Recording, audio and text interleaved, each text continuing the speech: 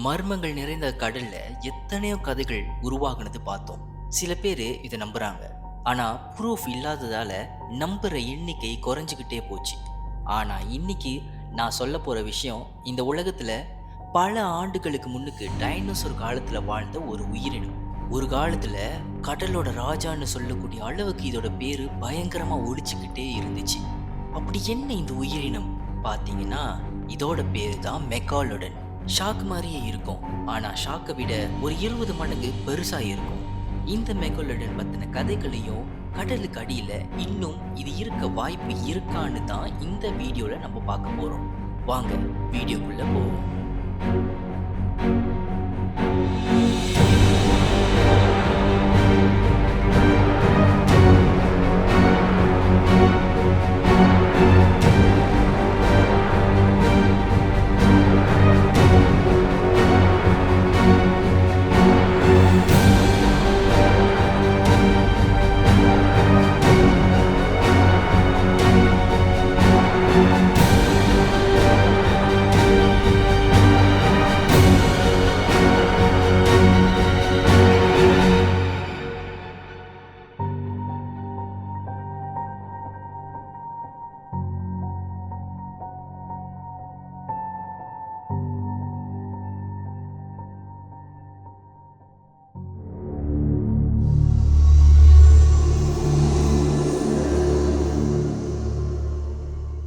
பல ஆயிரம் வருஷத்துக்கு முன்னுக்கு இந்த கடலோட ராஜாவா இருந்த ஒரு பிரீடேட்டர்னு சொல்லக்கூடியது தான் இந்த மெகாலடன்.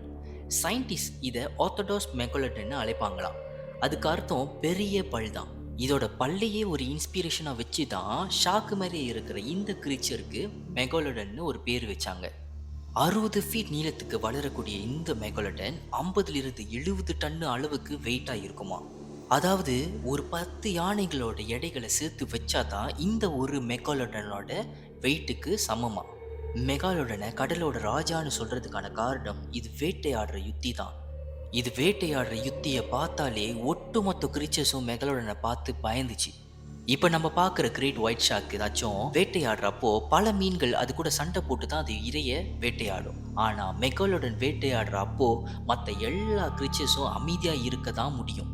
ஒருவேளை ஏதாவது கிரீச்சர் மெகாலோடன் கிட்ட வாலாட்டுனுச்சுன்னா அடுத்த மீல் இந்த கிரீச்சராக தான் இருக்க முடியும். நினச்சி பாருங்க, கிரேட் ஒயிட் ஷார்க்கை விட ஒரு 3 மடங்கு பெருசாக இருக்கிற ஒரு கிரீச்சர் ஒரு கடியில் எலும்பை எந்த அளவுக்கு சுக்குநூறு ஆக்கும்னு.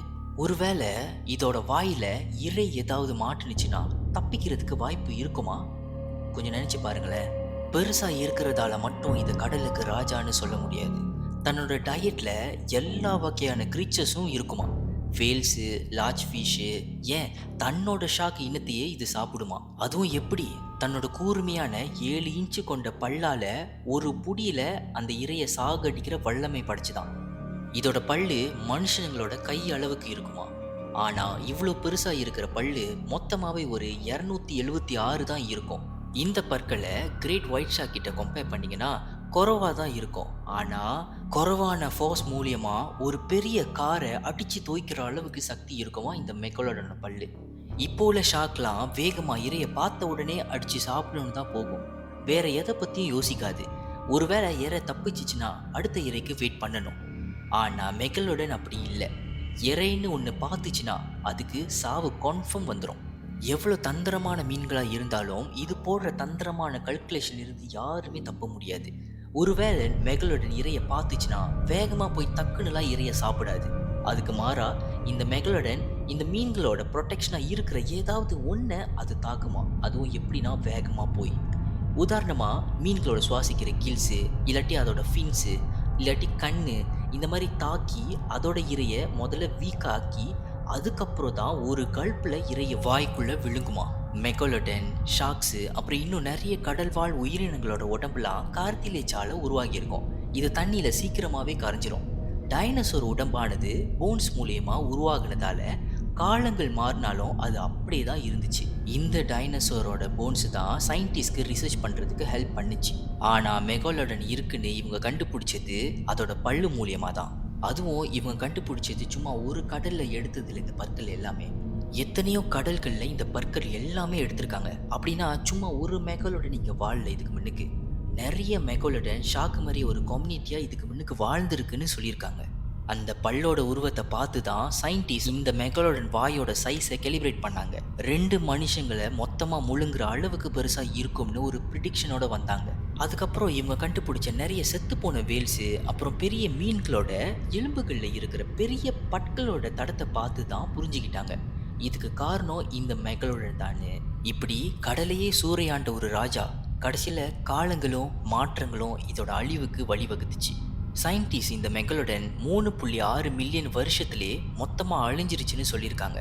ஐஸ் ஏஜ்ல கிளைமேட்லாம் மாற ஆரம்பிச்சிச்சு. பூமியானது குளிருக்கு சொந்தமானுச்சு. அப்போ மெகலோடன் வேட்டையாடுற இரையா இருக்கிற வாட்டர் வீல்ஸ்லாம் குளிர் நிலத்துக்கு போணுச்சு. மெகலோடனோட உடம்புக்கு குளிரானது ஒத்துக்காது. சூடான தண்ணிலையும் வாமான கடல்லையும் இருந்த இந்த மெகலோடன் வேட்டையாடுறதுக்கு வாட்டர் வீல்ஸ் பக்கமா போக முடியல. காரணம் அவ்வளோ குளிர். இந்த வேல்ஸ்லாம் அதோட உடம்பு குளிரானது வர்றப்போ தன்னோட உடம்ப குளிருக்கு ஏற்ற மாதிரி அடாப்ட் பண்ணிக்கிச்சு. ஆனால் இந்த மெகலோடன் அந்த மாரி மாற்றிக்க முடியல. அதனால் ரொம்ப சஃபர் பண்ணிச்சு அந்த டைமில். இந்த வேல்ஸ் மட்டும் இல்லாமல் இந்த கிரேட் ஒயிட் ஷார்க்கு, அப்புறம் ஸ்பீட்ஸு, இந்த மாதிரி நிறைய கடல்வாழ் உயிரினங்கள் எல்லாமே வந்து குளிர் வர்றப்போ தன்னோட உடம்ப அதுக்கு ஏற்ற மாரி அடாப்ட் பண்ணிக்கிச்சு. இதனால ஒரு புது இக்கோசிஸ்டமே கடலுக்கு கீழே உருவாகுனுச்சு. ஆனால் இந்த இக்கோசிஸ்டம்லேருந்து மெகாலோடன் ஃபுல்லாகவே காணாமல் போச்சு. ஏன் இது நம்ம அழிஞ்சிருச்சுன்னு கூட சொல்லலாம். அழிஞ்சிருச்சுன்னு சொல்கிறோம், ஆனால் இதை பற்றி நம்ம கேள்விப்படுற கதைகள் எல்லாமே உண்மையா? நிறைய கப்பல் ஓட்டுற மாலுமிகளாகட்டும், மீனவர்களாகட்டும், இல்லாட்டி கடலை டைவ் பண்ணவர்களாகட்டும், எல்லாரும் என்னென்னமோ கதைகளை சொல்லியிருக்காங்க. அதெல்லாம் உண்மையாலுமே வெறும் கதையா இல்லை மெகலோடன் இருக்கிறதுக்கான ஒரு ப்ரூஃபா? கடலை பயணம் பண்ணிக்கிட்டே இருக்கிறப்போ ஏதோ பெரிய ஷேடோ மாதிரி ஷாக் மாதிரியான கிரிச்சரை பார்த்ததா சொன்னதும், ஏதோ பற்களோட தடம் செத்துப்போன வேல்ஸோட உடம்புல பார்த்ததா சொல்றதும், இது எல்லாமே ஒரு வேளை மெகலோடன் செத்து போகாம இருந்திருக்குமா? 1918 ஆஸ்திரேலியாவில் இருக்கிற ஒரு மீனவர் அவர் தன்னோட வலையில் பிடிச்ச முழு மீன்களையும் ஏதோ ஒரு கிரீச்சர் ஒரு கல்ப்பில் சாப்பிட்டுருச்சுன்னு சொல்லியிருக்காரு. இதை சொல்கிறப்போ மற்ற எல்லாரும் இது மெகலோடனாக இருக்கிறதுக்கு வாய்ப்பு இருக்குன்னு சொல்கிறாங்க. ஏன்னா அவர் சொல்கிறப்போ ஷாக்கு மாதிரின்னு சொன்னார் அந்த கிரீச்சரை பற்றி. அதுக்கப்புறம் நிறைய வருஷத்துக்கு கடலில் பயணம் பண்ண மாலுமிகளாம் ஷாக்கு மாதிரியே தோற்றத்தில் இருக்கிற ஒரு பெரிய கிரீச்சரை தூரமாக பார்த்ததா சொல்லியிருக்காங்க. அந்த மாதிரியான கிரீச்சரை அவங்க வாழ்நாளில் கடலில் பார்த்ததே இல்லைன்னு சொல்லியிருக்காங்க. 2013 ஒரு ரிசர்ச் டீம் ஆஸ்திரேலியாவில் ஒரு 9 ஃபீட் நீளத்துக்கு இருக்கிற ஷாக்கோட உடம்புல ஒரு ட்ராக்கரை செட் பண்ணியிருந்தாங்க. அது இந்த ஷாக்கோட டெம்பரேச்சர், மூவ்மெண்ட் எல்லாத்தையுமே செக் பண்ணுமா. அதுவும் இந்த ரிசர்ச்க்கு யூஸ் பண்ண ஷாக்கும் ஒரு ஹெல்த்தியான ஒரு ஷாக் தானா.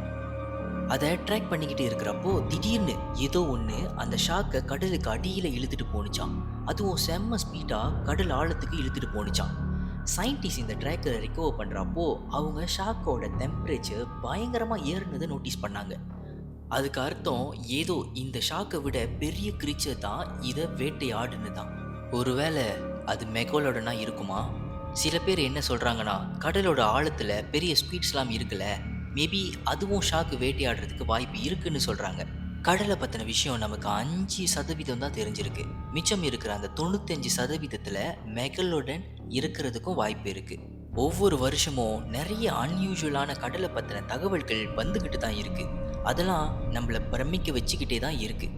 ஒருவேளை இந்த மாதிரியான அழிஞ்சு போன கிரீச்சர்ஸ்லாம் கடலோட ஆழத்தில் பதுங்கிக்கிட்டு இருக்கா?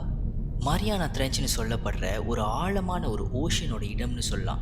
ஒரு 360,000 ஃபீட் வரைக்கும் இது இருக்கும். போக போக சூரியனோட வெளிச்சமே படாத ஒரு மயான பூமி மாதிரி இருக்குமா. அங்கே இருக்கிற மிருகங்களாகட்டும், மர்மங்களாகட்டும், அது எல்லாமே மனித இனத்தோட பார்வைகளுக்கு எட்டாத ஒன்றா. சில சயின்டிஸ்ட் என்ன சொல்லியிருக்காங்கன்னா, ஒருவேளை மெகலோடன் இருந்தாலும் கடலோட ஆழத்தோட தண்ணி மூலியமா எடப்பாயி அங்கே வசிக்கிறதுக்கும் வாய்ப்பு இருக்குன்னு சொல்கிறாங்க. இந்த மாதிரி சொல்கிறது சில சயின்டிஸ்டாக இருந்தாலும் நிறைய சயின்டிஸ்ட் நம்புறது என்னன்னா, மெகலோடன் மொத்தமாகவே இந்த உலகத்திலிருந்து அழிஞ்சிருச்சு. ஆனால் இன்னும் கடல் அடியில் ஆய்வு பண்ணி நடந்துக்கிட்டே தான் இருக்குது. அது மூலியமா ஏதாவது ஒரு விஷயம் கூடிய சீக்கிரமாகவே நமக்கு தெரிய வரும். அது வரைக்கும் வெயிட் பண்ணி பார்ப்போமே. இந்த மெகலோடன் இருக்குதா இல்லையாங்கிற கேள்வி கடலோட ஒரு மர்மமாகவே கருதப்படுது. ஒருவேளை இது கடலுக்கு ஆழத்தில் வாழ்ந்து வந்தாலும் சரி, இல்லை இது நம்ம படிக்கிற ஹிஸ்ட்ரியில் மட்டும்தான் சேரும்னாலும் சரி. எதுவாக இருந்தாலும் ஒரு விஷயம் உண்மை, கடலோட ஒரு காலத்தில் லெகசியாக இருந்ததுன்னா அது மெகலோடனோட கதை தான். இங்கே எத்தனை ப்ரீடேட்டர்ஸ் கடலில் இருந்தாலும் மெகலோடன் மாதிரி ஒரு தந்திரமான ராஜா மிஞ்சுறதுக்கு வாய்ப்பே இல்லை வேறு யாருமே. கடல் என்கிற ராஜ்யம், ராஜான்னு சொல்கிற மெகலோடன், தந்திரமான வேட்டையாடுற யுத்தி, இது எல்லாமே ஒரு ஹிஸ்ட்ரி தான். இப்போ நீங்கள் சொல்லுங்கள் காய்ஸ், மெகலோடன் பற்றி என்ன நினைக்கிறீங்க? கமெண்டில் சொல்லுங்கள், நானும் தெரிஞ்சுக்கிறேன். இன்னும் இந்த மாதிரி நிறைய விஷயங்களை பற்றி தெரிஞ்சுக்கணுமா? நம்ம சேனலை சப்ஸ்கிரைப் பண்ணுங்கள். அடுத்த வீடியோவில் உங்கள் எல்லாரையும் சந்திக்கிற வரைக்கும் டாடா பாபாய் ஃப்ரம் டிக்கெட் விஷன்.